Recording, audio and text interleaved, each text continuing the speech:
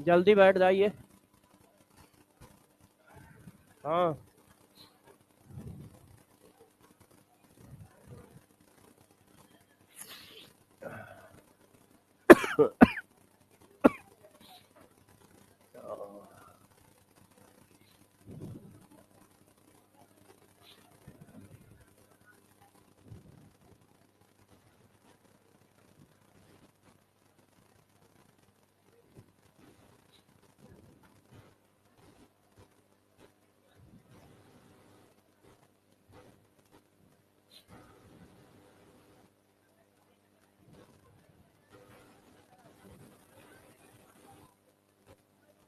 Lecture number कौन सा है?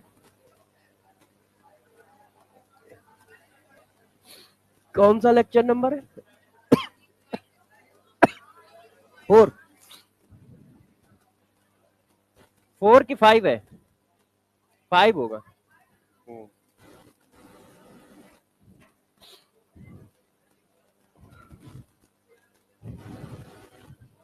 हाँ थोड़ा सा फीवर आ रहा है।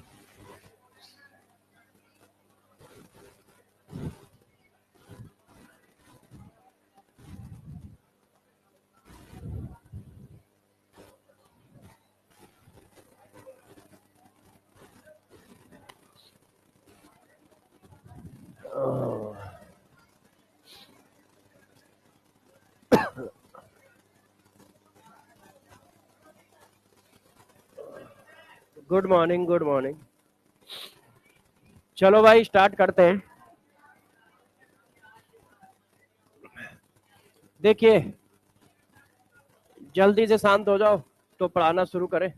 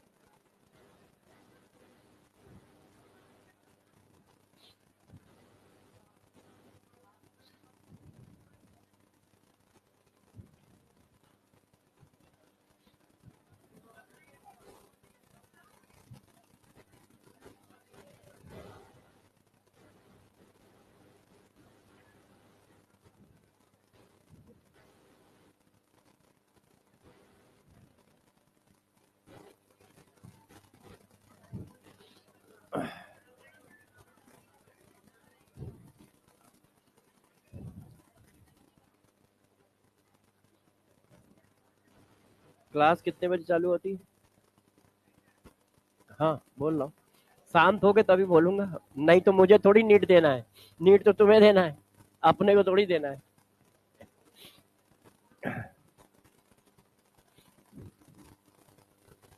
देखो बच्चों, लास्ट क्लास में आप लोगों को बॉइलिंग पॉइंट और फ्रीजिंग पॉइंट के बारे में डिटेल दी थी, तो आज उसी के आगे की बात करेंगे। ऑस्मोसिस, ऑस्मोटिक प्रेशर, ये सब पढ़ाएंगे। ठीक है, तो जरा देखो क्या है कैसे है। देखो मैंने क्या किया है, एक सेटअप लिया है। ये जो हमारा बहुत बड़ा कंपार्टमेंट है, इसमें मैंने क्या किया है, इस कंपार्टमेंट को दो पार्ट में डिवाइड कर दिया है, एक इधर और एक इधर। और डिवाइड किससे किया है? Semi permeable membrane. मतलब एक ऐसी मेम्ब्रेन है जो सॉल्यूशन को दो पार्ट में डिवाइड कर रही है। अब डिवाइड करने पर क्या हो रहा है, जरा सबसे पहले ये समझो। सेमी परमेबल मेम्ब्रेन जो होती है, इसकी एक खास बात होती है। इसकी खास बात क्या होती है कि इससे सिर्फ सॉल्वेंट मॉलिक्यूल आर पार जाते हैं, सॉल्यूट मॉलिक्यूल आर पार नहीं जाते। जैसे ये दीवार लगी है, बस ऐसे ही दीवार है ये। एक कंपार्टमेंट ये है, एक उसके बगल में। मगर इसमें क्या है, छोटे छोटे होल्स हैं। होल्स इस तरह से बनाए गए हैं कि सिर्फ सॉल्वेंट के मॉलिक्यूल आर पार जाएंगे। तो क्या है, only solvent molecule, solvent molecule pass through SPM. सिर्फ सॉल्वेंट के मॉलिक्यूल जो हैं सेमी परमेबल मेम्ब्रेन से पास होते हैं, सॉल्यूट के मॉलिक्यूल पास नहीं होते। अब देखो, सॉल्यूट है तो ऐसा तो होगा नहीं कि सॉल्यूट और सॉल्वेंट के मॉलिक्यूल में से सिर्फ सॉल्वेंट के मॉलिक्यूल जाएंगे, सॉल्यूट भी जाएगा। भाई सॉल्यूट क्यों रुकेगा, वो भी जाएगा। तो क्या मेम्ब्रेन के पास दिमाग है कि मेम्ब्रेन रोक देती है, अरे तुम कहाँ जा रहे हो, है जैसे भाई गर्ल्स स्कूल है, बॉयज अंदर जा रहे होते हैं तो गार्ड रोक देता है, क्यों, गार्ड के पास दिमाग है, तो वो पहचान जाता है, अरे ये तो बॉयज है, इसको नहीं जाने देना है कि नहीं, है ना।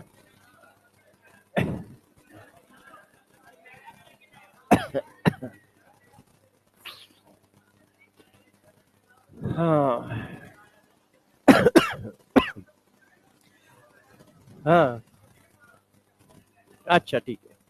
तो उसके पास क्या है, दिमाग है, तो वो पहचान लेता है, डिफरेंशिएट कर पाता है ना। मगर कोई मेम्ब्रेन के पास तो दिमाग होता नहीं। तो ऐसा क्या है कि सिर्फ सॉल्वेंट मॉलिक्यूल जा रहे हैं, सॉल्यूट नहीं जा रहे हैं, भाई वो भी जाने चाहिए। तो इसका मतलब क्या है, उसका मतलब ये है कि वहां पर साइज का रोल है। साइज का क्या रोल है, सॉल्वेंट मॉलिक्यूल स्मॉल साइज के हैं और सॉल्यूट मॉलिक्यूल लार्ज साइज के हैं।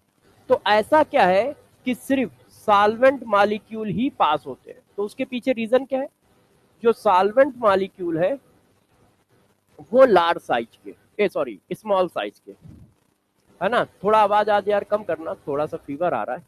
तो ये स्मॉल साइज के, जिसकी वजह से ये आर पार चले जाते हैं, उसी के हिसाब से होल बनाए गए, उसी के हिसाब से मेम्ब्रेन में होल बने हुए हैं ऐसे। और जो सॉल्यूट मॉलिक्यूल है वो हमारे लार्ज साइज के, वो बहुत बड़े साइज के। यदि सॉल्यूट भी स्मॉल साइज के हुए तो वो भी आर पार चले जाएंगे, क्योंकि मेम्ब्रेन के पास किसी तरह का कोई दिमाग नहीं है ना। तो ये जो सॉल्वेंट मॉलिक्यूल सिर्फ पास हो रहे हैं, उसके पीछे रीजन साइज है। यदि सॉल्यूट स्मॉल साइज के हुए तो वो भी आर पार निकल जाएंगे, ऐसा नहीं है कि वो रुक जाएंगे। भाई क्या है कि होल छोटा है तो सॉल्वेंट मॉलिक्यूल भी छोटा है तो आर पार चला गया, होल छोटा है सॉल्यूट भी छोटा है तो वो भी आर पार चला जाएगा, वो क्यों रुकेगा।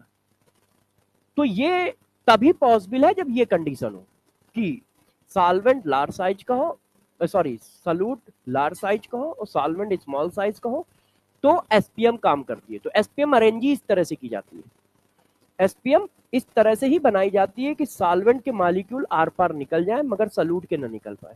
ऐसा क्यों होता है, क्योंकि सॉल्यूट लार्ज साइज के होते हैं। वो लार्ज साइज के क्यों होते हैं, क्योंकि वो हाइड्रेशन कर लेते हैं। आप लोगों ने केमिकल बॉन्डिंग में हाइड्रेशन एनर्जी पढ़ी होगी, तो हाइड्रेशन करने से साइज बढ़ जाता है, साइज बढ़ जाएगा तो आर पार नहीं जा पाएंगे। तो पहला पॉइंट ये हो गया कि एसपीएम से कौन बाहर जाएगा कौन नहीं जाएगा और क्यों, इतना डिस्कस हो गया। सही है, कोई दिक्कत तो नहीं है कि सिर्फ सॉल्वेंट के मॉलिक्यूल जाएंगे, ठीक है, सॉल्यूट के नहीं जाएंगे। सॉल्यूट के क्यों नहीं जाएंगे, क्योंकि वो हमारे लार्ज साइज के हैं। अच्छा, अब कहानी को थोड़ा और आगे बढ़ाते हैं। देखो, ऑस्मोसिस क्या होता है, ऑस्मोसिस होता है स्पॉन्टेनियस। स्पॉन्टेनियस का मतलब है ये अपने आप होगा, किसी को करने की कोई जरूरत नहीं, सेटअप मिला नहीं कि वो अपने आप हो रहा होगा, बस उसको कंडीशन दिखनी चाहिए, जैसे ही कंडीशन दिखेगी वो अपने आप होने लगेगा। तो spontaneous motion of solvent molecule, solvent molecule अब कहां से कहां जाएगा, spontaneous motion of solvent molecule, low concentration of solution to high concentration of solution, high concentration of solution through SPM, SPM।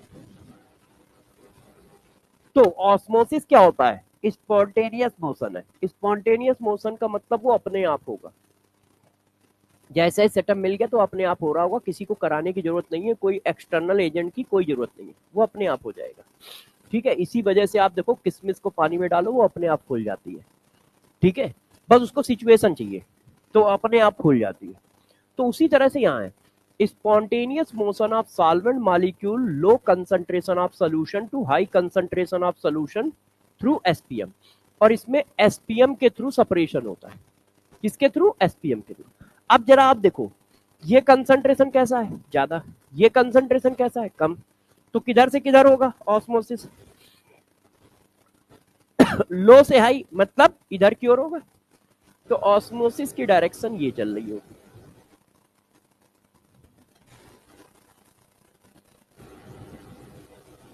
ये देखो, ये ऑस्मोसिस की डायरेक्शन चल रही है, लो कंसंट्रेशन से हाई कंसंट्रेशन की ओर ऐसे चल रहा है। ये देखिए, है ना? कौन जाएगा? पानी जाएगा ना। तो पानी ज्यादा किधर है? जिधर कंसंट्रेशन कम है। तो ज्यादा पानी से कम पानी की ओर जाओगे ना, है कि नहीं?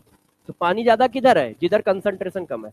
तो लो कंसंट्रेशन से हाई कंसंट्रेशन जाओगे, तभी तो कंसंट्रेशन बराबर करोगे, तभी तो कंसंट्रेशन बराबर करोगे, है ना? तो लो कंसंट्रेशन से हाई कंसंट्रेशन, भाई कंसंट्रेशन टर्म किसके लिए? सल्यूट के लिए। लो कंसंट्रेशन का मतलब होता है सल्यूट कम है, हाई कंसंट्रेशन का मतलब सल्यूट ज्यादा है। तो हमें किसको घुमाना है? एक तरफ से दूसरी तरफ सॉल्वेंट को। तो जब आप लो कंसंट्रेशन कह रहे हो, इसका मतलब पानी इधर ज्यादा है, इधर पानी कम है, तो ज्यादा पानी कम पानी की ओर आएगा। क्यों? क्या करता है? कंसंट्रेशन बराबर करता है ना। दूध और पानी मिलाते हो तो होता क्या है? दूध के पास क्या है? सल्यूट है, और पानी के पास सिर्फ सॉल्वेंट है।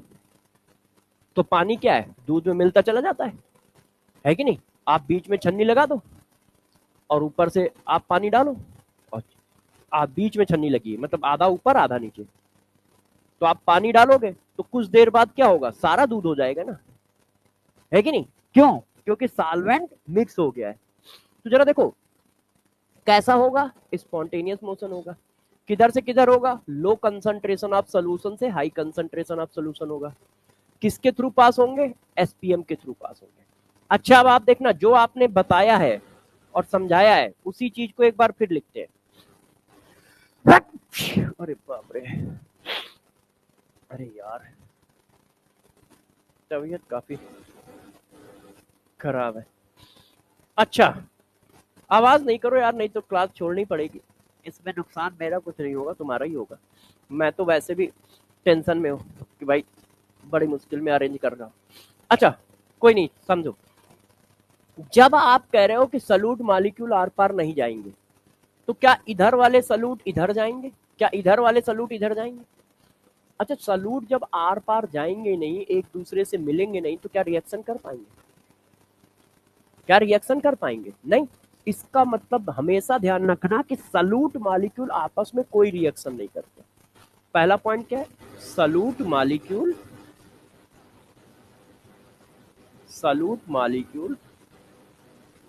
Does not react each other. Solute molecule आपस में रिएक्शन नहीं करते। क्यों नहीं करते? क्योंकि भाई जब मिलेंगे तब रिएक्शन होगी ना। वो इस कंटेनर में पड़ा, दूसरा उस कंटेनर में पड़ा, रिएक्शन कैसे होगी? ये बात समझ पा रहे हो सब लोग? अच्छा देखना, इस पर क्वेश्चन कैसे आता है, जरा इस क्वेश्चन को हम पढ़ते हैं। देखो, आपसे कहा गया है कि एक सोल्यूशन है, ठीक है, X3Y2 का।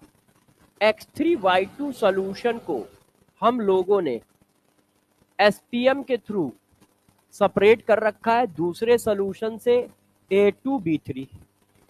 ठीक है, अब जब दोनों आपस में मिलते हैं, रिएक्शन करते हैं, तो ब्राउन कलर का सोल्यूशन बनाते हैं। देखो, X3Y2 when react with A2B3 in aqueous solution give brown color solution. These are separated by a semi permeable membrane due to osmosis there is। जब ऑस्मोसिस होगी तो क्या होगा? अब वो ऊपर जब लिख देता है कि ये दोनों आपस में रिएक्शन करके ब्राउन कलर का सोल्यूशन बनाते हैं, तो बच्चों को लगता है कि सोल्यूशन कहीं ना कहीं बनेगा। जब रिएक्शन करते हैं तब बनाते हैं ना, तो यहां तो रिएक्शन ही नहीं होनी। क्यों? क्योंकि सल्यूट कौन है? X3Y2। सल्यूट कौन है? A2B3। और ये आपस में रिएक्शन ही नहीं करेंगे, तो किसी तरह का सोल्यूशन बनना ही नहीं है। क्योंकि ऑस्मोसिस का मतलब है सिर्फ सॉल्वेंट के मॉलिक्यूल का माइग्रेशन। तो इसका मतलब क्या है? हाँ बेटा, एक मिनट रुक जाओ, बात सुनता हूँ। हाँ, क्या कह रहे हो? है X3Y2 सल्यूट ही तो है। क्यों होगा? X3Y2 सल्यूट है, उधर A2B3 सल्यूट है, तो X3Y2 सल्यूट रिएक्शन किससे करे? दूसरा सल्यूट कहाँ है ना? वो उधर है, और इधर वाला उधर नहीं जा सकता, उधर वाला इधर नहीं आ सकता, क्योंकि एसपीएम लगा हुआ है। क्या कह रहे हो बेटा? हाँ, तो कौन आता है? कौन आता है ये तो बताओ। सॉल्वेंट। तो रिएक्शन कौन कर रहा है? सॉल्वेंट कर रहा है। पानी की पानी से रिएक्शन कराओगे भाई? पानी की पानी से रिएक्शन कराएंगे क्या? पानी आता है, आने दो। रिएक्शन तो सल्यूट कर रहा है ना, सल्यूट आ नहीं रहा है ना? बात समझ पाए? अच्छा, वापस आ जाते हैं। तो इसका मतलब पहला पॉइंट हमारे दिमाग में रहेगा ना कि सल्यूट मॉलिक्यूल आपस में किसी तरह की रिएक्शन नहीं करेंगे। क्यों नहीं करेंगे? बात तो समझ रहे हो? अच्छा, अब यार ये चलता रहेगा चलता रहेगा, तो रुकेगा कब?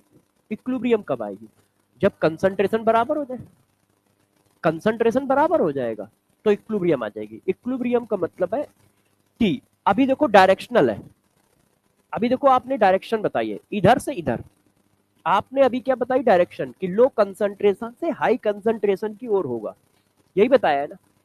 अब जरा समझना, चलता रहा चलता रहा, तो जब इक्विलिब्रियम आएगी तो क्या होगा? दोनों तरफ का कंसंट्रेशन सेम हो जाएगा। और दोनों तरफ का कंसंट्रेशन सेम होने का मतलब 5 मॉलिक्यूल सॉल्वेंट के इधर गए 1 सेकंड में, उसी 1 सेकंड में 5 मॉलिक्यूल सॉल्वेंट के इधर आएंगे। क्योंकि ऐसा थोड़ी होगा कि अरे भाई बराबर हो गया है रुक जाओ। वो तो भागते ही रहेंगे, वो तो अपना इधर उधर भागते ही रहेंगे। है लिक्विड की प्रॉपर्टी है, सॉलिड नहीं हो जाएंगे भाई। खड़े हो गए तो क्या हुआ? सॉलिड। इसको तो वो भागते तो रहेंगे ही रहेंगे। मगर क्या है, जितने मॉलिक्यूल 1 सेकंड में उधर गए, उतने ही मॉलिक्यूल अब 1 सेकंड में इधर आएंगे। क्यों? क्योंकि हमारा इक्विलिब्रियम स्टेबलाइज हो गया है। तो जरा देखो, गौर सुनिएगा। अगला पॉइंट, जब ऑस्मोसिस रुकेगी, जब ऑस्मोसिस रुकेगी, या कह दो जब उनमें इक्विलिब्रियम स्टेबलाइज हो जाएगा। जब उनमें क्या होगा? इक्विलिब्रियम स्टेबलाइज हो जाएगा। उस समय क्या होगा? गौर समझो। उस समय क्या होगा? दोनों सॉल्यूशन का कंसंट्रेशन आपस में बराबर हो जाएगा। तो इसका मतलब जब इक्विलिब्रियम आ जाएगा, तो वहां पर ये आप कंडीशन लगा सकते हो, concentration of solution 1 equal to concentration of solution 2। बताओ भाई, सही है कि नहीं? मगर ये कब लिख रहे हैं? जब इक्विलिब्रियम आ गया, शुरुआत में नहीं। शुरुआत में दोनों के कंसंट्रेशन चेक कर लो, अलग अलग है। ये जो मैंने सेकंड पॉइंट लिखा है, ये तब है जब ऑस्मोसिस रुक गया है। क्योंकि ऑस्मोसिस रुक गया है मतलब इक्विलिब्रियम स्टेबलाइज हो गया, उस समय दोनों के कंसंट्रेशन बराबर है। क्योंकि कोई ऐसा भी तो पूछ सकता है, कितने ग्राम पानी लो कंसंट्रेशन से हाई कंसंट्रेशन वाले सोल्यूशन की ओर गया है? भाई आप कह रहे हो इक्विलिब्रियम आएगा, तो पानी एक जगह से दूसरी जगह गया है ना, तो पूछा कितने ग्राम गया है। तो ये कॉन्सेप्ट समझ, यही कॉन्सेप्ट से क्वेश्चन निकलेगा। कैसे निकलेगा अभी बताता हूँ कि कितने ग्राम पानी एक जगह से दूसरी जगह गया है, उसको कैसे निकालोगे। तो अभी देखो, मैं क्वेश्चन बना देता हूँ, आप लोग इतना छाप लो पहले। इतनी बात समझ गए? ऑस्मोसिस क्या है? लो कंसंट्रेशन से हाई कंसंट्रेशन की ओर सॉल्वेंट के मॉलिक्यूल का मोशन, पहला पॉइंट। दूसरा, सॉल्यूट के मॉलिक्यूल आपस में रिएक्शन नहीं करेंगे। तीसरा, जब इक्विलिब्रियम आएगी तब क्या होगा? दोनों के कंसंट्रेशन आपस में बराबर होंगे। इतनी बात सही है ना? चलो अब जरा देखना इस पर क्वेश्चन कैसे आ रहा है। इस पर क्वेश्चन कैसे आया, देखिए इधर। अरे यार यहाँ पे ना देखो 10 gram urea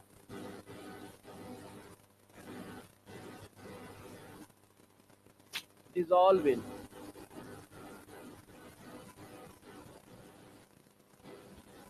50 gram water,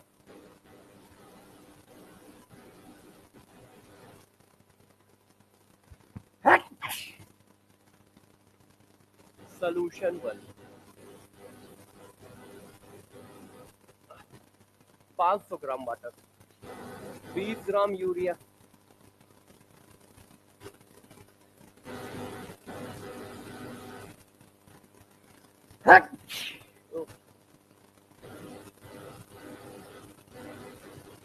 dissolve in 200 gram water,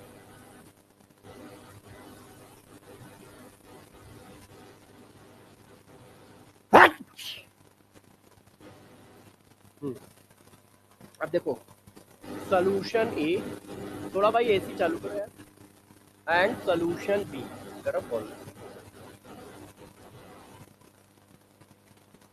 solution A and solution be separated by, आवाज नहीं करो यार,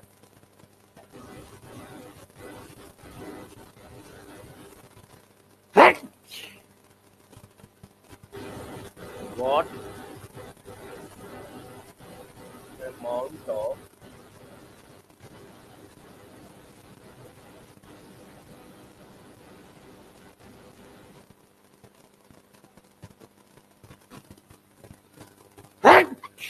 what amount of water transfer solution A to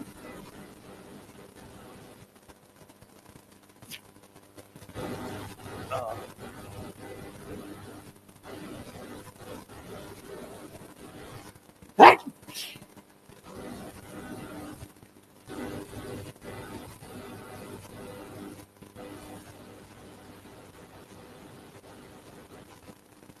करो। अब देखो जरा, देखो ध्यान दो, इधर ध्यान दो। आप देखो उन्होंने दो सोल्यूशन ले लिए, एक का सोल्यूशन का नाम है ए, एक सोल्यूशन का नाम है बी, और एसपीएम के थ्रू सेपरेट कर रखा है दोनों को। अब वो पूछ रहा है ए सोल्यूशन से बी सोल्यूशन की ओर कितना वाटर जाएगा, क्यों, आपको पता है कि वाटर माइग्रेट करेगा। तो जब ऐसा पूछेगा तो आपको क्या पता है कि जब इक्विलिब्रियम आएगी तो दोनों के कंसंट्रेशन आपस में बराबर होंगे। तो भाई आपने लिखा कंसंट्रेशन ऑफ सोल्यूशन ए बराबर कंसंट्रेशन ऑफ सोल्यूशन बी।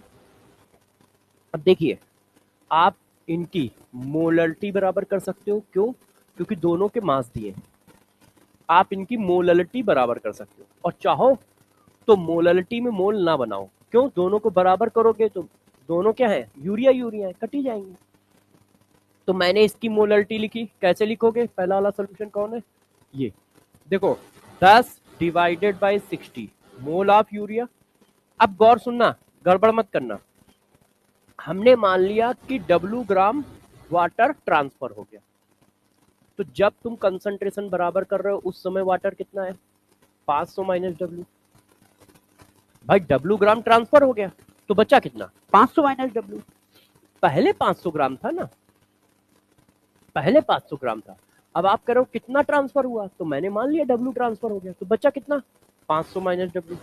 तो mass of solvent 500 minus W into 10 की पावर 3, मोलरिटी बना ली, mole of solute mass of solvent in gram into 10 की पावर 3। अच्छा इसमें भी कर लो, mole of solute mass of solvent. अब जरा ये बताओ, इंटू 10 की पावर W ग्राम इससे निकला, तो W ग्राम मिला किसको होगा, दूसरे वाले को, क्योंकि एक से निकल के दूसरे में जा रहा है कि नहीं, इतना तो समझ ही लो ना भाई, एक से जितना निकलेगा दूसरे को उतना मिलेगा। तो यदि W ग्राम वाटर यहां से निकल गया तो इसको मिल कितना गया, W ग्राम। अब कट्टम काट खेल लो,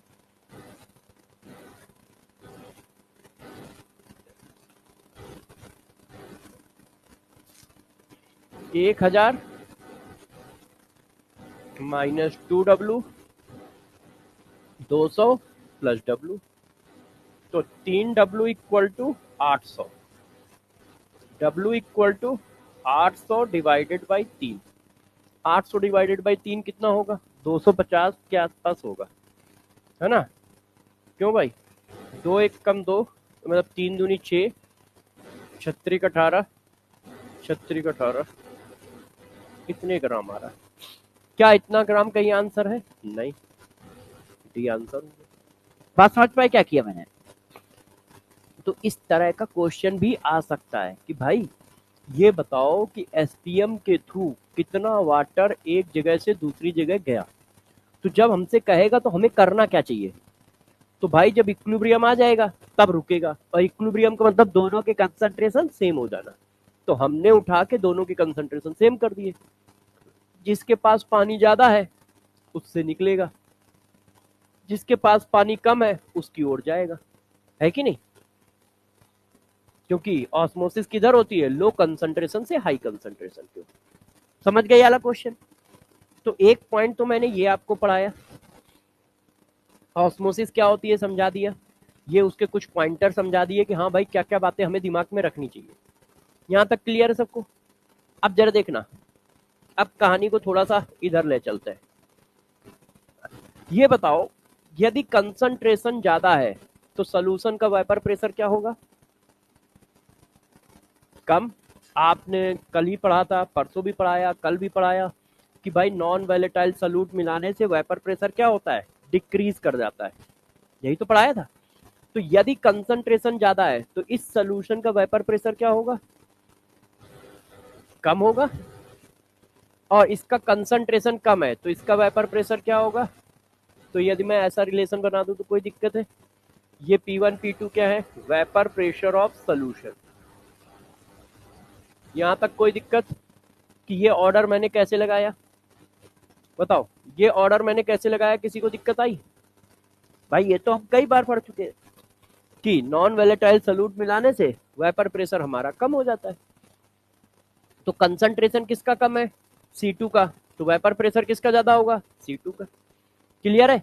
अच्छा, अब कहानी में देखो ट्विस्ट, ये है एक ऑस्मोटिक प्रेशर। अब देखो ये क्या होता है, ऑस्मोटिक प्रेशर क्या चीज है? एक सेटअप बना हुआ था तो ऑस्मोसिस होनी चाहिए। भाई सेटअप बनेगा तो ऑस्मोसिस होनी चाहिए। तो बच्चे ने कहा नहीं यार सर, सेटअप बना हुआ है मगर इसको रोक दो। मैंने कहा भाई प्रभु ये स्पॉन्टेनियस प्रोसेस है, अपने आप हो रहा है।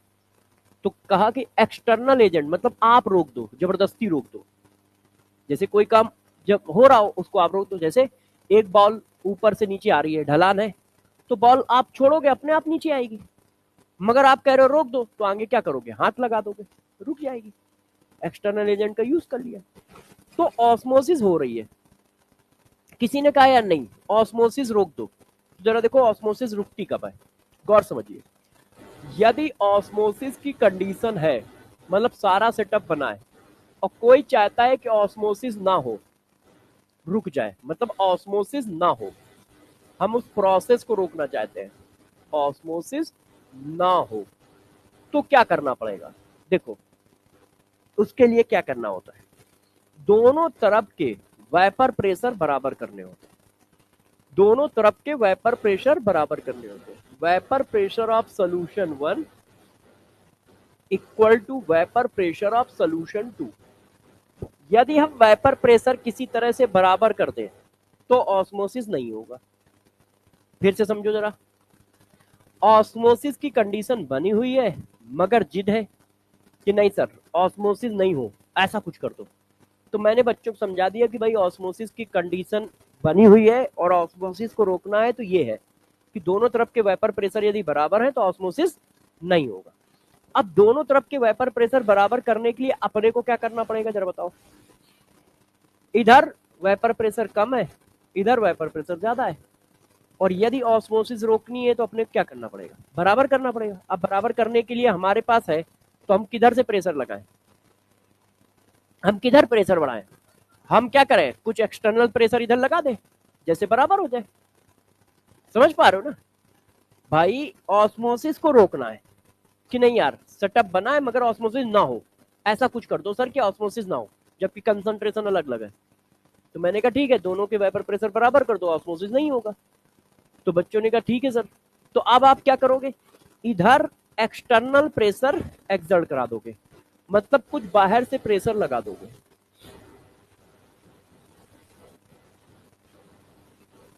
कंसंट्रेशन में कोई चेंजेस नहीं, कंसंट्रेशन में मैंने कुछ किया तो क्यों चेंज आएगा ना। ऑस्मोसिस का मेन फीचर है वेपर प्रेशर, मगर बताते कंसंट्रेशन के टर्म में क्यों है, क्योंकि ये विजुअल होता है, वेपर प्रेशर विजुअल नहीं होता है, तो इसलिए इसके टर्म में बता रहे हैं। अब देखो मैंने क्या किया, एक्सटर्नल प्रेशर लगाया। अब एक्सटर्नल प्रेशर लगाने से क्या हुआ, सब लोग देखना आके, मैंने एक्सटर्नल प्रेशर लगाया और दोनों प्रेशर बराबर हो गए, ऑस्मोसिस रुक गई। अब ये जो एक्सटर्नल प्रेशर आप लगाते हो इसी को कहते हैं ऑस्मोटिक प्रेशर, इसी को कहा जाता है ऑस्मोटिक प्रेशर। तो ऑस्मोटिक प्रेशर क्या होता है, ऑस्मोटिक प्रेशर वो प्रेशर है जो ऑस्मोसिस को रोकने के लिए लगाया जाता है। और किधर लगाओगे हमेशा, हाई कंसंट्रेशन की साइड, क्योंकि हाई कंसंट्रेशन की साइड ही प्रेशर कम होगा, है कि नहीं, ये सब समझ पा रहे हो। तो देखो ऑस्मोटिक प्रेशर क्या होता है, हमने कहा total pressure, total external pressure, external pressure, ठीक है, total external pressure exerted by high concentration, high concentration side of solution to stop osmosis. Osmosis को रोकने के लिए जो एक्सटर्नल प्रेशर लगाओगे, और किधर लगाओगे हमेशा, हाई कंसंट्रेशन की साइड, उसको ऑस्मोटिक प्रेशर कहेंगे।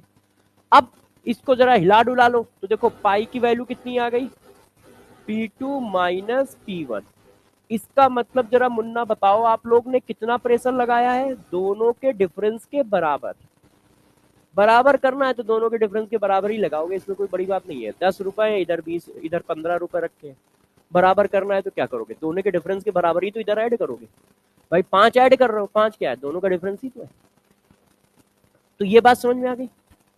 तो ऑस्मोटिक प्रेशर क्या होता है, ऑस्मोटिक प्रेशर वो एक्सटर्नल प्रेशर है जो क्या करता है, दोनों को ऑस्मोसिस को रोकने के लिए अप्लाई किया जाता है। किधर लगाओगे, हाई कंसंट्रेशन के साइड। इतनी बात क्लियर सबको। हाँ हाँ पूछो, पीछे चलते हैं।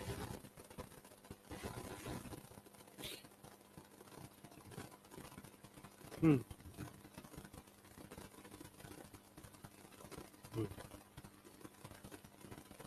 हम्म बात सही है। देखो जो तुम बातें कह रहे हो वो बिल्कुल सही कह रहे हो, मगर तुम बातें कहाँ की कह रहे हो, हम कहाँ की बातें कर रहे हैं।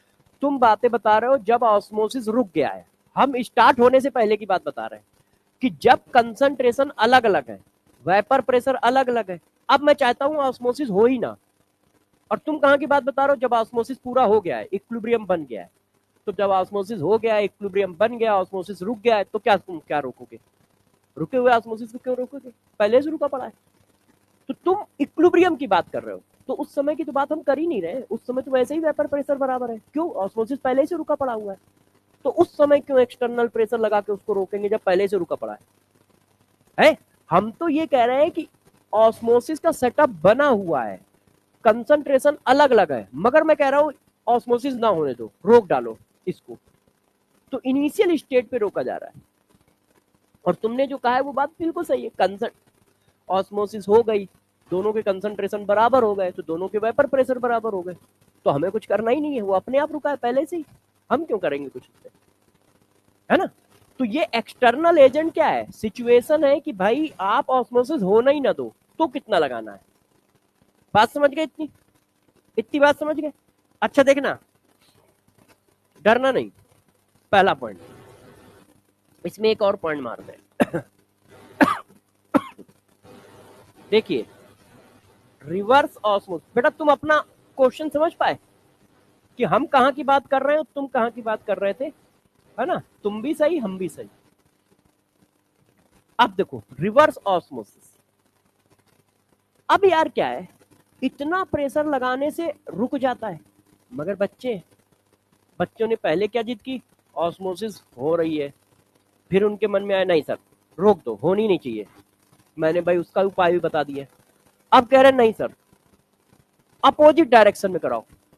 मैंने कहा प्रभु स्पॉन्टेनियस है, अपने आप लो कंसंट्रेशन से हाई कंसंट्रेशन की ओर होती है, मगर बच्चा कह रहा नहीं हम तो हाई से लो कराएंगे, इसके लिए कुछ करो आप। तो भाई हाई से लो अपने आप नहीं होगा, इसका मतलब हमें कुछ करना होगा तब होगा, है कि नहीं।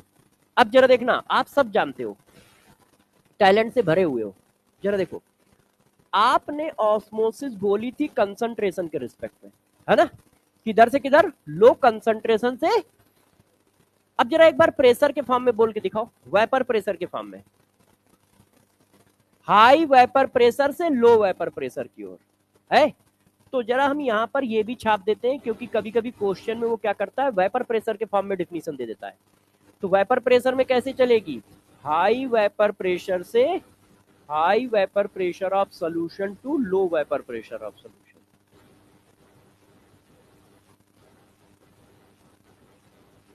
इसमें किसी को कंफ्यूजन तो नहीं है कि ये क्यों लिख रहे हैं, कंसंट्रेशन ज्यादा है तो वेपर प्रेशर कम है। तो ये डिफिनीशन वेपर प्रेशर के फॉर्म में हो गई।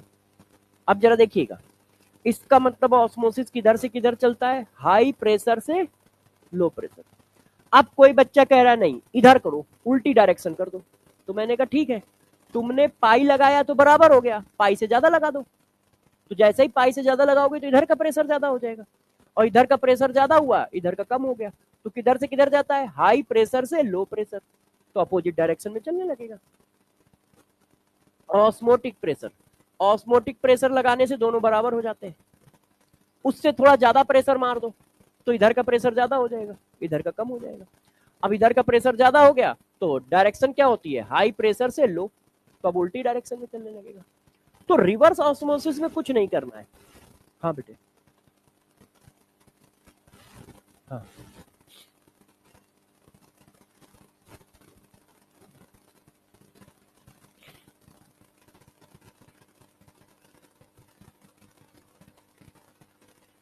नहीं बेट प्रभु, ये देखो लिखा तो है कंसंट्रेशन का ऑर्डर, कंसंट्रेशन किसका ज्यादा है, तो इसका मतलब इसमें सल्यूट ज्यादा है भाई, सॉल्वेंट, भाई कंसंट्रेशन किसका होता है, सल्यूट का होता है, और वेपर प्रेशर पे इंपैक्ट कौन मार रहा है, सल्यूट मार रहा है। सॉल्वेंट का वेपर प्रेशर तो कांस्टेंट होता है, वो तो हमेशा कांस्टेंट है, इक्विलिब्रियम कांस्टेंट के बराबर, प्योर सॉल्वेंट का।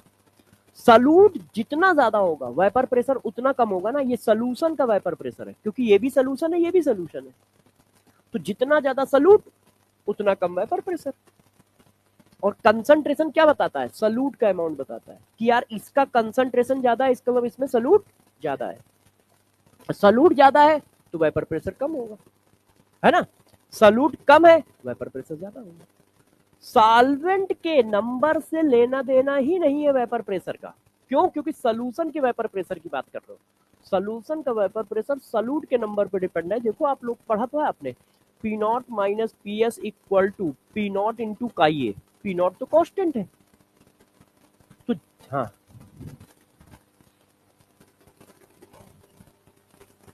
हाँ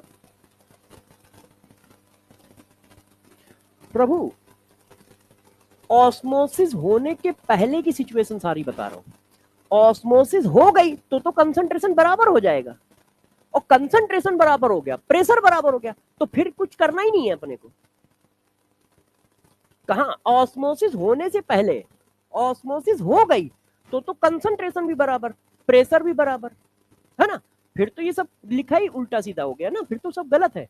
ये सारी कंडीशन कब लिखी है, ऑस्मोसिस होने के पहले की लिखी है, ऑस्मोसिस होने के बाद तो ये कंडीशन है, देखो।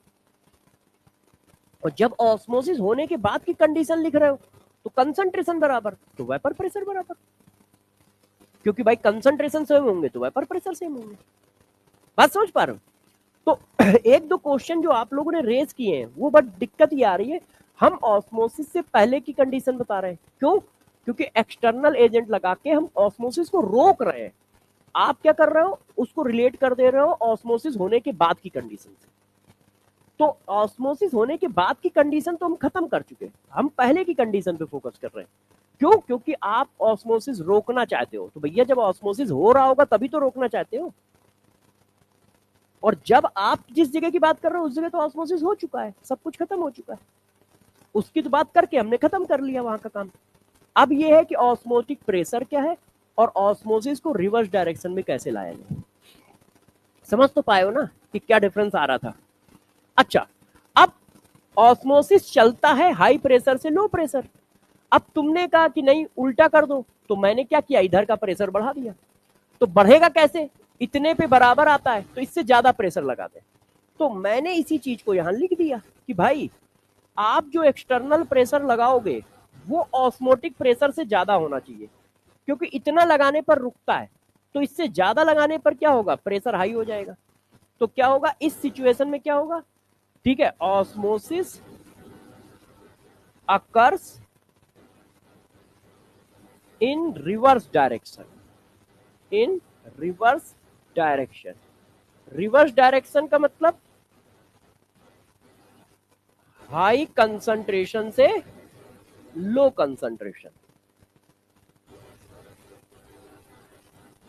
और ये जो है एक्सटर्नल एजेंट की वजह से होता है। इसीलिए देखो डायलिसिस कराने के लिए आपको डॉक्टर के पास जाना पड़ता है, अपने आप आपका शरीर नहीं करता है। इतनी बात ठीक है।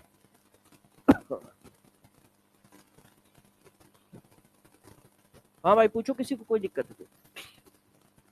सही है। अच्छा, अब देखना पाई की वैल्यू का फार्मूला अब निकालते हैं कि पाई बराबर किसके है। तो जरा देखिएगा, पाई का फार्मूला होता है pi equal to C R T. C क्या है, कंसंट्रेशन है, आर क्या है, गैस कांस्टेंट है, सी क्या है, कंसंट्रेशन ऑफ सॉल्यूशन। अब कंसंट्रेशन तो जनरल टर्म है, तो कौन सा कंसंट्रेशन, तो मोलरिटी। ठीक है, टी टेम्परेचर है और आर गैस कांस्टेंट है। आर क्या है, गैस कांस्टेंट। समझ पा रहे हो ना, जहां पे दिक्कत हो बताते जाइएगा, क्योंकि हमें तो ज्यादा दिमाग यूज करना नहीं है, आपकी समस्याओं का समाधान करना है। क्लियर है ये बातें। अच्छा, इतना छाप लो, फिर थोड़ा और बताते हैं। तीन और टर्म है, आइसोटोनिक, हाइपरटोनिक और हाइपोटोनिक। ये क्या होते हैं ये बता देता हूँ।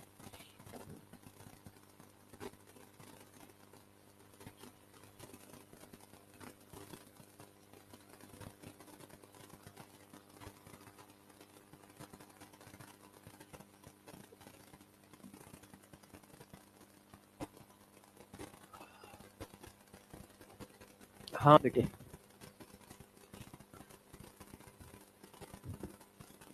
मार खाओगे। पाइप बड़ा करेंगे कि पे एक्सटर्नल बड़ा करेंगे।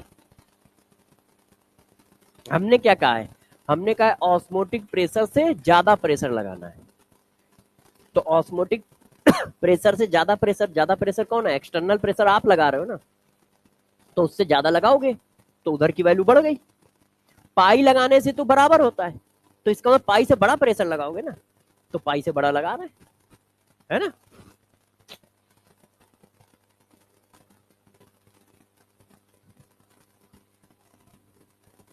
पाई बराबर सी आर टी सोल्यूशन में लग रहा है और PV equal to N R T gas में लगता है। दोनों में डिफरेंस है ना, लगभग सिमिलर है, मगर वहां प्रेशर के साथ वॉल्यूम का टर्म भी होता है और वो प्रेशर गैस का होता है ना। तो दोनों का अलग अलग वो है। अच्छा इधर देखिए, यहां तक ठीक है। हाँ एक नहीं दो पूछ लो, आप पूछो तो तब तक मैं लिख दूं। Isotonic, hypertonic, and hypotonic.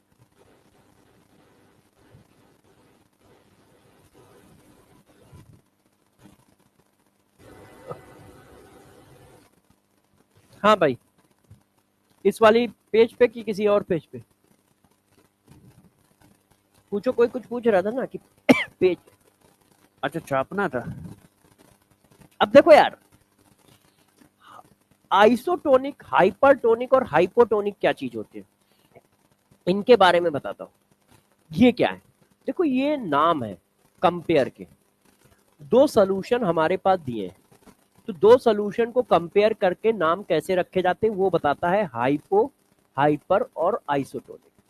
तो देखो, जैसे दो सोल्यूशन आपने बनाए, एक सोल्यूशन ये है, एक सोल्यूशन ये। अब इस सोल्यूशन का ऑस्मोटिक प्रेशर कितना है? पाई 1। इस सोल्यूशन का ऑस्मोटिक प्रेशर कितना है? पाई 2। ठीक है, दो सोल्यूशन है जिनके ऑस्मोटिक प्रेशर आपको दिए हैं, एक का पाई 1, एक का पाई 2।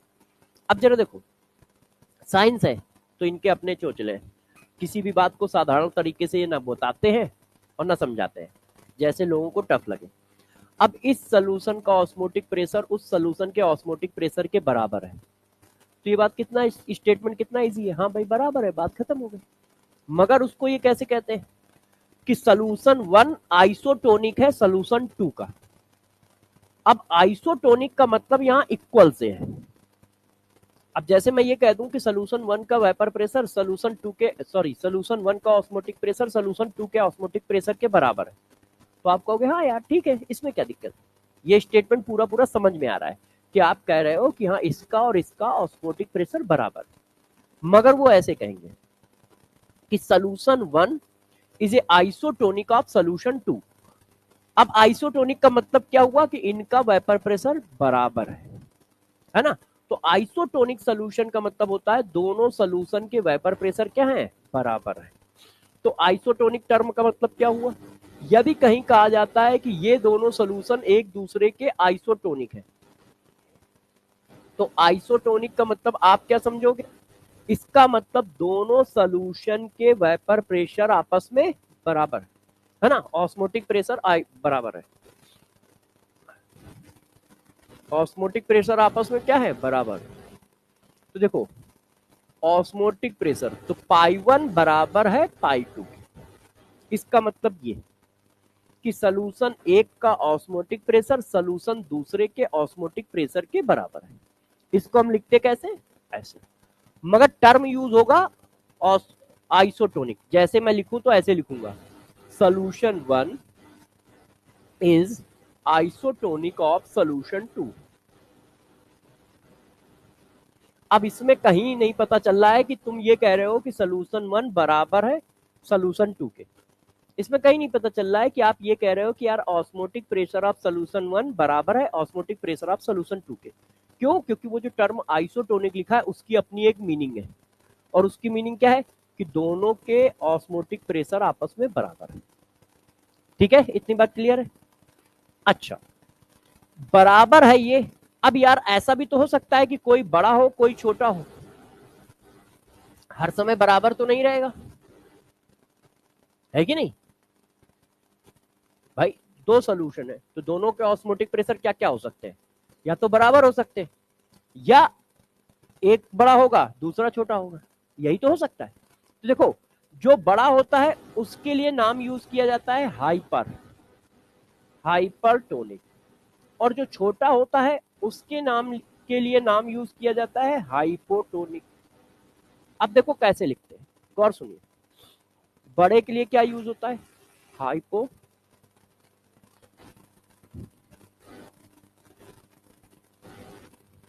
है ना।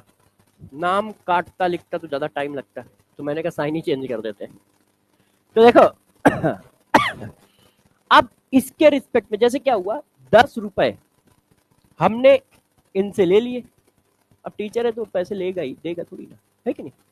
तो 10 रुपए मैंने इनसे ले लिया। अब स्टेटमेंट कैसा आ रहा है? 10 रुपए मैंने लिए, एक स्टेटमेंट है।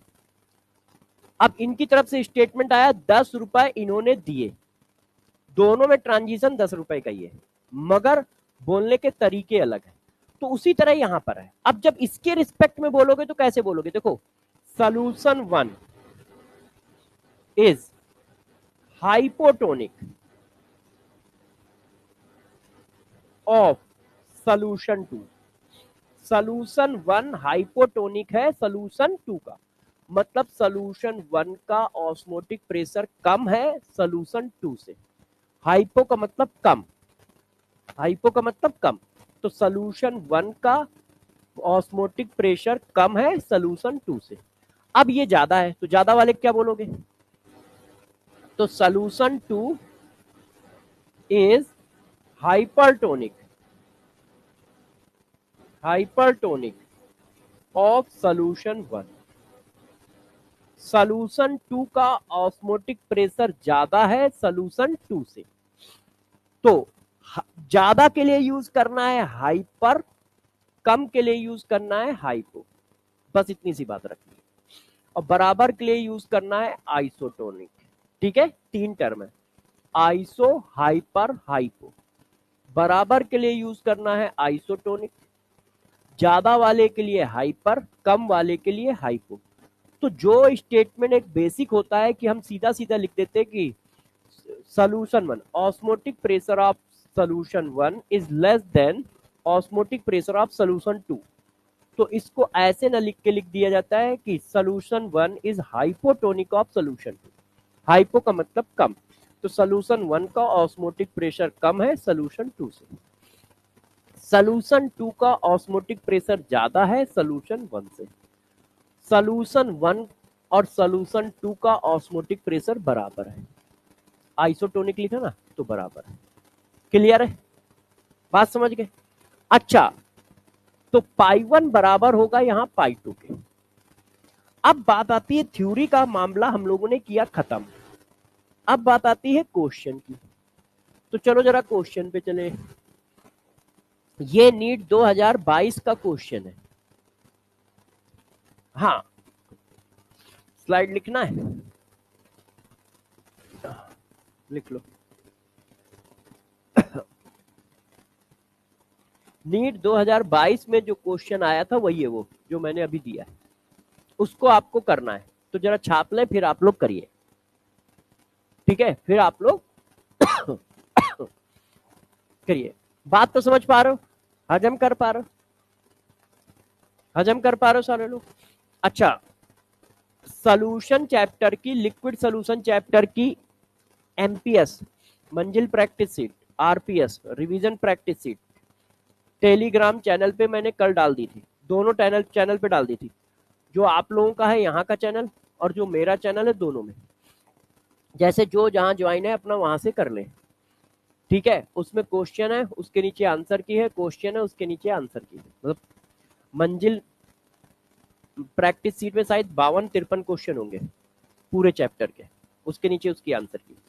और रिवीजन प्रैक्टिस सीट में 15 से 20 क्वेश्चन होंगे हर एक रिवीजन प्रैक्टिस सीट में, और 5 रिवीजन प्रैक्टिस सीट है पूरे चैप्टर की। तो 5 में हर एक में 15 से 20, 15 से 20, 15 से 20 क्वेश्चन है। तो जो जो पढ़ाता जाऊं क्वेश्चन करते चले जाओ, जैसे राउट्स ला तक पढ़ा दिया है। हाँ, वो बिना टॉपिक वाली ही दी गई है। ठीक है, तो वो बिना टॉपिक वाली है, उसको ऐसे ही करना है। तो आप उसी तरह से करिए। आप राउट्स ला का क्वेश्चन नहीं पता लगा पाओगे कि हाँ भाई ये वेपर प्रेशर के राउट्स ला का क्वेश्चन है, और यदि ना लगा पाओ तो कोई गलत बात नहीं है। जब चैप्टर लगभग खत्म हो जाए तब कर लेना, तब तो पूरा चैप्टर खत्म हो गया ना, तब कर लीजिए, है ना। आगे बढ़े, अब इस क्वेश्चन को करो। देखो क्वेश्चन क्या है, कह रहा है the relationship between osmotic pressure at 273 kelvin when 10 gram glucose P1, 10 gram urea P2, 10 gram sucrose P3 are dissolved in 250 ml of water। अब इनके ऑस्मोटिक प्रेशर पूछ रहा है, तो भाई ऑस्मोटिक प्रेशर इक्वल टू होता है CRT। तो पाई इक्वल टू C क्या है, मोल अपॉन वॉल्यूम RT। अब देखो इसको मैं थोड़ा और खोल देता हूं, ये देखिए ऐसा मैं क्यों कर रहा हूं, देखो सबका अमाउंट सेम है, 10 ग्राम 10 ग्राम 10 ग्राम, तो ये कांस्टेंट है, टेम्परेचर सबके लिए सेम है, आर सबके लिए सेम है, सबके लिए वैल्यूम सेम है, सबको 250 ml वाटर में डाला गया। तो इसका मतलब चेंज क्या है, सिर्फ मोल या मालिकुलर वेट, ठीक है। तो इसका मतलब पाई इनवर्सली प्रोपोर्शनल है मालिकुलर वेट की, जिसका मालिकुलर वेट ज्यादा होगा उसका ऑस्मोटिक प्रेशर कम होगा, है कि नहीं। मास सेम, तो आप इनके मोल मत बनाओ, क्योंकि मोल बनाओगे तो मेहनत लगेगी। भाई मास सेम है तो मैंने मोल बनाया ही नहीं, अब मोल बना के कर दो तो भी ठीक है, आंसर सेम ही आएगा। मैंने कहा सबके मास सेम है, सबके वैल्यूम सेम है, तो वेरी क्या कर रहा है, मतलब डिफरेंस क्या है, तो डिफरेंस है मालिकुलर वेट का। तो मालिकुलर वेट सबसे ज्यादा किसका है और सबसे कम किसका है, तो देखो ग्लूकोज का कितना होता है मालिकुलर वेट 180, फिर कौन है यूरिया, यूरिया का होता है 60, सुक्रोज का होता है 342, ये देखो सुक्रोज होता है हमारा C12H22O11, यूरिया होता है NH2CONH2, ग्लूकोज होता है C6H12O6। तो ये हमारा आंसर आ गया। अब इसके हिसाब से कौन आ रहा है, यूरिया का सबसे ज्यादा होगा, P2 सबसे ज्यादा होगा, ठीक है, फिर कौन होगा P1, तो ये आंसर होगा, ये आंसर होगा, ठीक है। अब जरा देखिए बच्चों अब बात कर रहे हैं क्वालिटेटिव प्रॉपर्टी की। आपको अभी भी इन 3 हेडिंग के कोई क्वेश्चन नहीं करने, वो एक एक दो दो क्वेश्चन जो मैं बीच में करा रहा हूं वो थ्योरेटिकल क्वेश्चन करा रहा हूं, न्यूमेरिकल क्वेश्चन कोई नहीं करा रहा। तो किसी भी हेडिंग के अभी क्वेश्चन नहीं करने, अब मैं जब क्वालिटेटिव प्रॉपर्टी पढ़ा दूंगा तब करना है। मतलब delta TB equal to K B M वाला कोई क्वेश्चन नहीं करना, delta T F equal to K F M का कोई क्वेश्चन नहीं करना, pi equal to C R T का कोई क्वेश्चन नहीं करना, क्योंकि ये जो फार्मूले हैं ये सब आधे अधूरे हैं, इस वजह से इनके अभी कोई क्वेश्चन नहीं करने। जब मैं वन टॉप फैक्टर पढ़ा दूंगा तब करना है। तो मुझे जरा बताओ क्वालिटेटिव प्रॉपर्टी क्या होती है, अब जरा समझो क्वालिटेटिव प्रॉपर्टी क्या होती है। बहुत छोटी छोटी चीजें हैं बड़ी, मगर आपके लिए बहुत छोटी, आप बस समझते जाओ 2 मिनट में। देखो ऐसी फिजिकल प्रॉपर्टी, बाहर से बात सुनना, फिजिकल प्रॉपर्टी बोल रहा हूं, ऐसी फिजिकल प्रॉपर्टी जो सिर्फ सिर्फ सिर्फ नंबर पर डिपेंड करती है, ऐसी फिजिकल प्रॉपर्टी जो सिर्फ number of mole of solute पे डिपेंड करती है, उनको क्वालिटेटिव प्रॉपर्टी कहा जाता है। ऐसी फिजिकल प्रॉपर्टी जो सिर्फ नंबर पे डिपेंड करेंगे, ठीक है, वो सॉल्यूट का नेचर क्या है उस पर डिपेंड नहीं करेंगे, सिर्फ उसके नंबर पे करेंगे। सॉल्यूट का साइज क्या है उससे भी उनको लेने देने नहीं, सॉल्यूट का नेचर क्या है उससे भी लेने देने नहीं, वो आयन है या वो मॉलिक्यूल है, ठीक है, या वो ए है या बी है, उससे कोई मतलब नहीं है। नंबर सेम तो वैल्यू सेम, नंबर अलग तो वैल्यू अलग, ठीक है।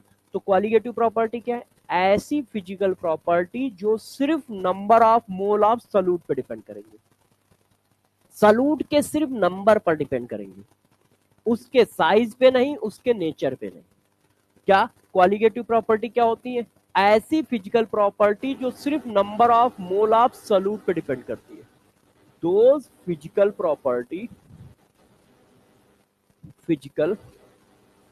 Properties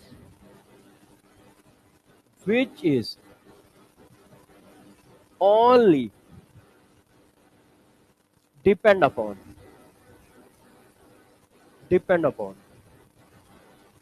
number of mole of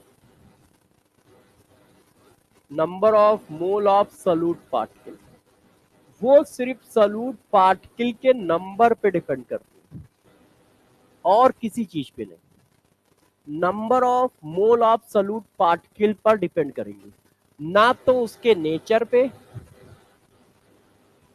nature of solute पे भी डिपेंड नहीं करेंगी। मतलब वो कार्बन डाइऑक्साइड है या ऑक्सीजन है या सोडियम आयन है ये कैल्शियम आयन है या Cl आयन है, उससे उसको कोई लेना देना नहीं, उसको उनके नंबर से लेना देना है। सॉल्यूट के नेचर से उसको कोई लेना देना नहीं, ना उनके साइज से लेना देना।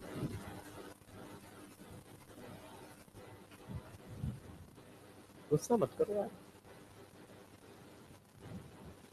ये देखो, बात समझ रहे हो, ना उनके साइज से ले लेना है। छोटा है सॉल्यूट पार्टिकल, बड़ा है सॉल्यूट पार्टिकल, कोई मतलब नहीं है, नंबर से भी लेना देना है।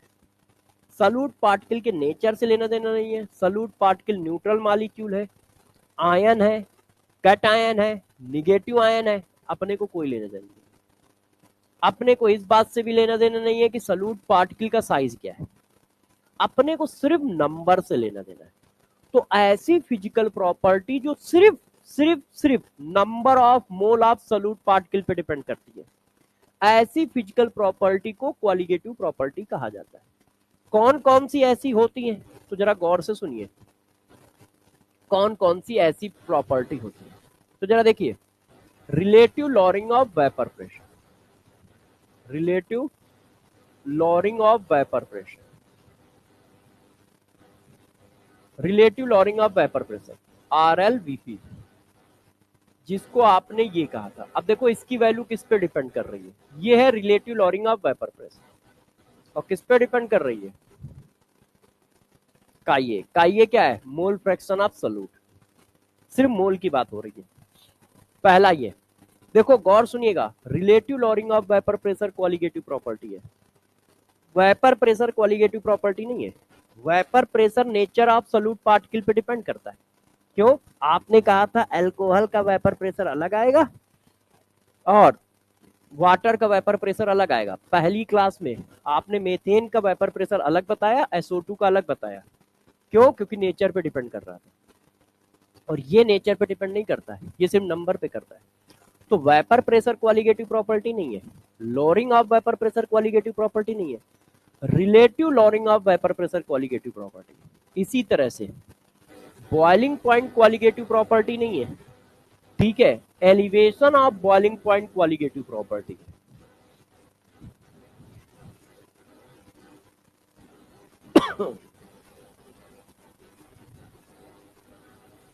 इसी तरह से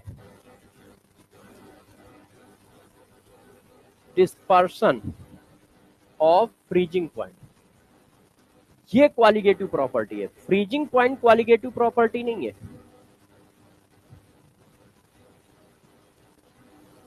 ये देखो, और last and final, osmosis qualitative property नहीं है, ऑस्मोटिक प्रेशर क्वालिटेटिव प्रॉपर्टी है। Pi equal to CR। तो ये चार हमारी क्वालिटेटिव प्रॉपर्टी हैं। तो क्वालिटेटिव प्रॉपर्टी कौन सी है, जो सिर्फ सिर्फ सिर्फ नंबर ऑफ सॉल्यूट पार्टिकल पे डिपेंड करती है, ना उनके साइज पे, ना उनके नेचर पे। कौन कौन है, relative lowering of vapour pressure, elevation of boiling point, dispersion of freezing point, osmotic, ये क्वालिटेटिव प्रॉपर्टी, ये सिर्फ number of mole of solute पे डिपेंड करती है। बच्चों ने कहा सर इस पर क्वेश्चन कैसे आ सकता है, तो मैंने कहा एक क्वेश्चन कर लेते हैं। जरा बताओ इस क्वेश्चन का answer. Which one is a qualitative property, तो कौन होगा, बॉइलिंग पॉइंट क्वालिटेटिव प्रॉपर्टी नहीं है, elevation of boiling point, vapour pressure qualitative property नहीं है, relative lowering of vapour pressure qualitative property, osmotic pressure qualitative property है, freezing point qualitative property नहीं है, dispersion in freezing point qualitative property. तो answer is सी। अब देखो रायता फैलने वाला है, थोड़ा सा समझना, ये जो चार फार्मूले हैं ये गलत है, इसी वजह से इन चारों पर मैंने अभी तक कोई क्वेश्चन नहीं कराया, क्योंकि यदि मैं क्वेश्चन करा दूंगा तो तुम्हें ये समझ में आ जाएगा कि ये फार्मूले लगाने हैं क्वेश्चन में, है ना। देखो उन्होंने थ्योरी बनाई, मगर जब थ्योरी बनाई जाती है तो देखा जाता है कि हाँ यार, दो चार एक्सपेरिमेंट सोल्यूशन पे हमने फॉलो कराया, फॉलो कर गई तो हमने कहा सही है। फिर दूसरे साइंटिस्ट आते हैं, वो और उस पर काम करते हैं, तो पता चलता है नहीं यार, यदि 100 सोल्यूशन है तो 100 में से 15 सोल्यूशन पर ये थ्योरी काम कर रही है, 85 पर थ्योरी काम ही नहीं कर रही। मतलब ये फार्मूले से जो वैल्यू निकाल रहे हो इसको कहते हैं कैलकुलेटिंग वैल्यू, थ्योरेटिकल वैल्यू। क्यों? इसके लिए क्या कोई एक्सपेरिमेंट कर रहे हो? नहीं।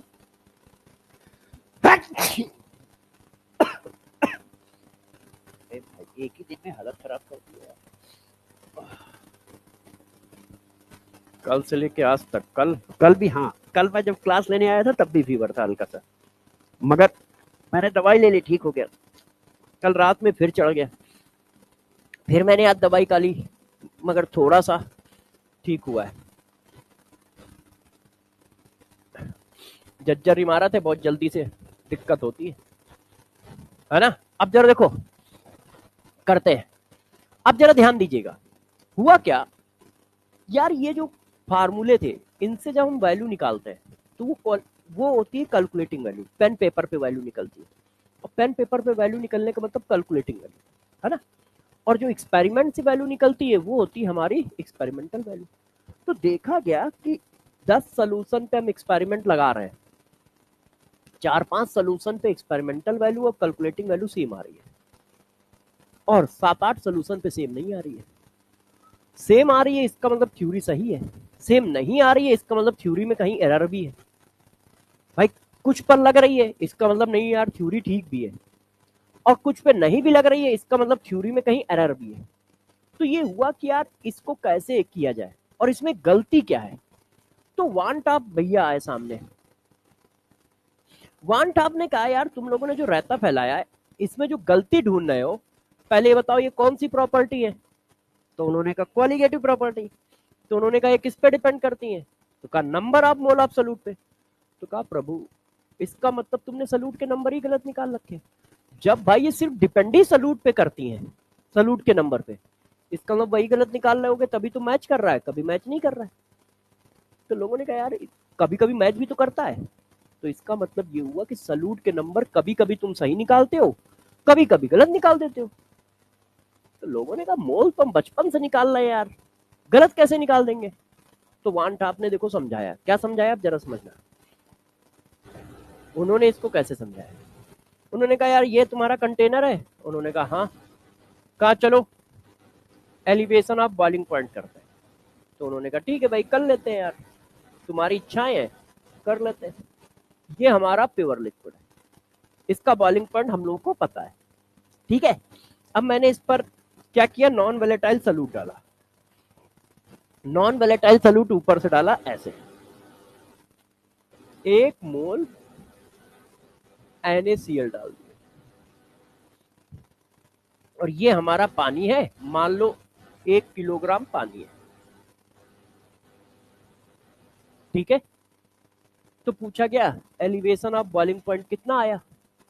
तो उन्होंने कहा देखो यार अभी निकाल देता हूं, delta TB equal to KB into M, delta mole of solute, volume of mass of solvent in KG. तो उन्होंने कहा यार ये देखो केबी आया, बात खत्म हो गई। उन्होंने कहा देखो करके बता दिया। अब यही चीज एक्सपेरिमेंटल देखी गई, थर्मामीटर लगाया गया।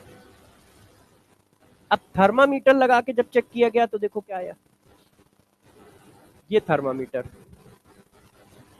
अब थर्मामीटर से कैसे चेक होता है, अब मैं इसकी वेपर बनाऊंगा। क्यों? एक्सपेरिमेंटल बॉइलिंग पॉइंट की डिफिनीशन क्या है, जब लिक्विड का वेपर प्रेशर एटमॉस्फेरिक प्रेशर के बराबर हो जाए उस समय जो टेम्परेचर होता है उसको क्या कहते हो, बॉइलिंग पॉइंट। तो अब इन्होंने कहा भाई अब मैं एक्सपेरिमेंट करने जा रहा हूं, अब हमें वैल्यू से मतलब ही नहीं है, हमने ये सोल्यूशन था इसको हीट किया, इसकी वेपर बनी। वेपर बनी तो वेपर प्रेशर आना स्टार्ट हो गया। अब वेपर प्रेशर आता गया, इधर एटमॉस्फेरिक प्रेशर। तो जब वेपर प्रेशर एटमॉस्फेरिक प्रेशर के बराबर हुआ तो इसकी रीडिंग पढ़ी गई। अब जो इसकी रीडिंग निकल के आई वो निकल के आई यार इतनी। तो उन्होंने कहा यार हमारा वैल्यू इतना आ रहा है, तुम्हारा इतना आ रहा है, सेम नहीं है। तो उन्होंने कहा क्या दिक्कत है, बात समझ पाए, सेम नहीं है, ये एक्सपेरिमेंट से आया। भाई डेफिनेशन क्या थी, मैं इसकी वेपर बनाता गया, बैरोमीटर में वेपर प्रेशर पढ़ता गया, फिजिक्स में पढ़ते हो बैरोमीटर, उसमें मैं रीडिंग पढ़ता गया कि वेपर प्रेशर कितना हुआ, 0.8, 0.9, 0.971। जैसे ही 1 हुआ मैंने टेम्परेचर की रीडिंग पढ़ी, ओ आ गया 105। मैंने कहा ये बॉइलिंग पॉइंट है सोल्यूशन का। एक्सपेरिमेंट से निकाला तो 105, कैलकुलेशन करके निकाला तो 105 आ ही नहीं रहा। तो वन टाप ने कहा देखो यार तुमने गड़बड़ कहाँ किया है, गौर समझो, तुमने थर्मामीटर कहाँ लगा रखा है, कहीं सोल्यूशन में, फार्मूले में मोल कहाँ के डाल रखे हैं, यहाँ के। तो उन्होंने कहा यार ये जो सल्यूट के मोल तुम ऊपर से डालते हो ना, ये गड़बड़ है, आपको सल्यूट के मोल यहाँ पे डालने हैं, क्योंकि एक्सपेरिमेंट में सल्यूट के मोल यहाँ वाले हैं, सोल्यूशन के अंदर जो सल्यूट के मोल है वो एक्सपेरिमेंट में यूज हो रहे हैं, और तुम यहाँ के मोल कैलकुलेट कर रहे हो, और दोनों में कभी कभी डिफरेंस आ जाता है। तो लोगों ने कहा कैसे डिफरेंस आ जाता है, तो उन्होंने कहा कि यार जब सल्यूट पार्टिकल पानी में जाता है तो वो सल्यूट पार्टिकल जो है कभी कभी डिसोसिएट कर जाता है और कभी कभी एसोसिएट कर जाता है, जिसकी वजह से उसके नंबर कम और ज्यादा हो जाते हैं। और जब वो कुछ नहीं करता है तो तुम्हारा आंसर और उनका आंसर सेम आ जाता है। तो एक पॉसिबिलिटी है डिसोसिएट कर जाए, एक पॉसिबिलिटी है एसोसिएट कर जाए, एक पॉसिबिलिटी है कुछ ना करे, नो डिसोसिएशन, नो एसोसिएशन। तो उस जगह पे क्या है, तुम्हारा और उनका आंसर सेम आ जाता है। क्यों? क्योंकि तुम्हारे जो नंबर है वही नंबर यहां पर भी आते हैं। इसका मतलब सल्यूट के नंबर तुम गलत काउंट कर रहे हो, क्योंकि क्वालिटेटिव प्रॉपर्टी है तो एक ही चीज की गलती करनी है, number of mole of solute, क्योंकि तुम कह रहे हो कि यार उसी पे डिपेंड करती है, तो इसका मतलब वही गलत काउंट हो रहे होंगे। तो उन्होंने कहा देखो काउंटिंग में डिफरेंस कहाँ है, गलत कहाँ काउंट हो रहे हैं, तुम यहाँ के नंबर काउंट करते हो, जबकि ये जब पानी के अंदर गया तो 2 मोल हो गया। कैसे? ये देखो, पानी के अंदर गया तो 2 मोल हो गया, ये देखिए, पानी के अंदर गया तो ये ऐसे हो गया, पहले ये ऐसे था, पानी में डालने से पहले पानी में डाल दिया तो ये ऐसे हो गया, तो पानी में डालने के बाद ये कितने मोल हो गए, चेक करो, 2 मोल हो गए। तो डालने 2 मोल चाहिए थे, तुम डाल के फार्मूले में बैठे हो 1 मोल, कैसे आंसर मैच करेगा, कैसे आंसर मैच करेगा? ये बात बताई वान ठाप ने कि यार देखो गलती यहां पर है कि आपको हमेशा सोल्यूशन के अंदर सल्यूट के मोल कितने हैं ये डालने हैं फार्मूले में। आपने फार्मूले में ये डाल रखा है कि तुमने कितने मोल सल्यूट लिया है, हमने 2 मोल सल्यूट लिया है तो मैंने 2 मोल वैल्यू डाल रखी है। इत्तेफाक की बात है जब 2 मोल सल्यूट पानी के अंदर गया तो वो कभी 3 मोल हो गया, कभी 4 मोल हो गया, और कभी 2 से कम हो गया। इसकी वजह से हमारा डाटा उनका डाटा मैच नहीं कर रहा है। क्यों? क्योंकि थर्मामीटर को एहसास हो रहा है अरे 4 मोल सल्यूट है, हम थ्योरेटिकल वैल्यू डाल रहे हैं 2 मोल, आंसर कैसे मैच करें? तो लोगों ने कहा ठीक है यार आपने कमी पकड़ ली कि गलती कहां हम लोग कर रहे हैं। लोगों ने कहा ठीक है यार मानटप भाई तुमने कमी तो पकड़ ली है, अब क्या पूरी थ्योरी काटे क्या, इतनी मुश्किल से सब निकाला गया 10 साल में। तो उन्होंने कहा नहीं ऐसा मत करो, इसमें कुछ मॉडिफाई कर देते हैं। अब जरा देखना, बस इतना सा मॉडिफाई करना है, जो पहले सल्यूट के मोल थे उनको आप कहते थे N1। तो वान ठाप ने कहा कि यार अब सोल्यूशन के अंदर मोल रखो, तो उन्होंने कहा जहां जहां सल्यूट के मोल हैं वहां वहां पे लिख दो IN। उन्होंने एक मल्टीप्लायर लगा दिया I। उन्होंने कहा आपने सल्यूट के मोल लिखे हैं N1, अब उसकी जगह पे आप लिख दो IN1। IN1 कौन से सल्यूट के मोल है, पानी के अंदर के मोल। तो ये जितने भी फार्मूले थे हमारे ये सब चेंज हो गए। उन्होंने कहा देखो यार अभी आप क्या लिखते हो, relative lowering of vapour pressure equal to लिखते हो ये, इसमें सल्यूट कौन है, Na। पहले ये लिखे थे, तो उन्होंने कहा जहां जहां सल्यूट के नंबर है, क्योंकि सल्यूट के नंबर तुम गलत निकाल के बैठे हो, तो सल्यूट के नंबर की जगह आप ये लिखते हो। ध्यान रखना सल्यूट के नंबर की जगह लिखना है। ये फार्मूला बुकों में और कभी कभी लोग भी गलत लिखते हैं, ऐसे लिखते हैं, ये गलत है, ऐसे नहीं लिखा जाता है, क्योंकि ऐसे लिखने का मतलब होता है सिर्फ ऊपर आई का मल्टीप्लाई है, और यहाँ देखो नीचे भी है। सलूट के मोल के नंबर चेंज हुए, तो जहां जहां सलूट है वहां वहां आई आ जाएगा। तो ऐसे लिखा जाएगा, ऐसे नहीं लिखा जाएगा, ये रिप्रेजेंटेशन गलत है। नहीं तो इस पर बेस्ड क्वेश्चन आया तो तुम आंसर गलत निकाल के आओगे। तो ध्यान रखिएगा, उन्होंने क्या किया, इस फार्मूले को ऐसे कर दिया। इसी तरह से जो ये फार्मूला था, delta TB equal to K B M, तो एम क्या है, मोल of solute, mass of solvent. तो मास ऑफ सॉल्वेंट में तो हमने कोई काम किया नहीं है, हमने क्या किया है, सिर्फ सॉल्यूट के मोल चेंज किए। तो मैंने इसकी जगह क्या लिख दिया, I N A, mass of solvent in KG. तो अब ये फार्मूला हो गया ऐसे। अब देखो इसको आप लिख सकते हो, क्योंकि आई सिर्फ ऊपर है तो आई आप आगे ले आओ, बाकी वही हो गया। इसमें आई थोड़ी आगे आ जाएगा, ये वाला आई कैसे आगे आ जाएगा, इसके प्लस में है। पूरे के मल्टीप्लाई में आई होगा तो आगे आ जाएगा, मगर इसके मल्टीप्लाई में, इसके मल्टीप्लाई में है नहीं, तो आएगा कैसे। तो ये रिप्रेजेंटेशन फर्जी रिप्रेजेंटेशन है ना। तो आप ये वाला रिप्रेजेंटेशन ध्यान रखिएगा।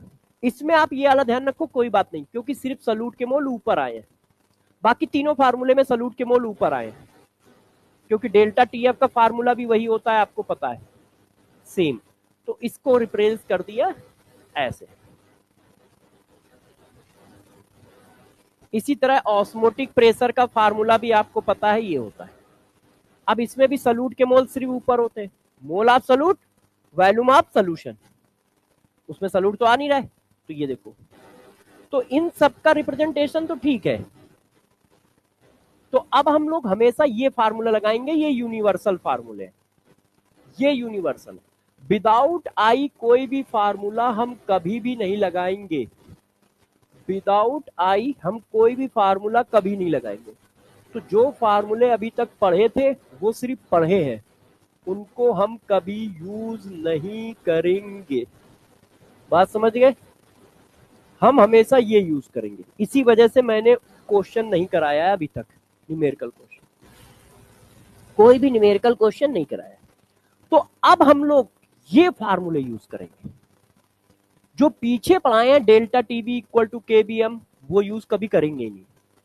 क्यों, क्योंकि वो कुछ सोल्यूशन पे लगेगा, कुछ नहीं। अब तुम्हें याद हो गया और लिखने की आदत पड़ गई, तो तुम क्या है, सब में झोंके चले जाओगे। तो मैं यूनिवर्सल करा रहा हूं, चाहे भाग लेना सब लोग, है ना। हाँ, एक लौती जिंदगी है सबके पास, तो समझना। तो ये क्या है, यूनिवर्सल सोल्यूशन कैसा भी हो अपने को लेना देना ही नहीं है, अपने को देखना ही नहीं है कि सोल्यूशन कैसा है। अपने को बस ये चिपका देना, ये चिपका देना, ये चिपका देना, ये चिपका देना। कैसे चिपकेंगे, नेक्स्ट क्लास में पढ़ाऊंगा। 1 बजे तक ही क्लास होती है ना, 1:15। अच्छा, क्लास की टाइमिंग भाई बता दो, मैं क्लास की टाइमिंग पे फोकस नहीं कर। 1 बजे तक। अरे रुक जाओ यार,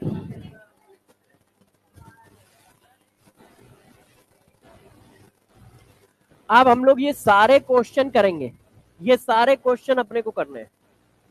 तो नेक्स्ट क्लास में ये सारे क्वेश्चन किए जाएंगे, क्योंकि अभी तक कोई क्वेश्चन नहीं कराया, तो 10-12 क्वेश्चन एक साथ कराऊंगा। ये देखो, ये सारे क्वेश्चन, 1 2, ये सब 3 4 5 6 7 8 9 10 11 12 13 14, तो 14-15 क्वेश्चन कल हम लोग करेंगे, और उसके बाद आगे बढ़ेंगे। 10 मिनट में हो जाएंगे, ठीक है। समझ गए यहां तक, तो इसका छाप छुप लो, नेक्स्ट क्लास में इसी जगह से उठाओ, नेक्स्ट क्लास में इसी जगह से उठाएंगे, ठीक है।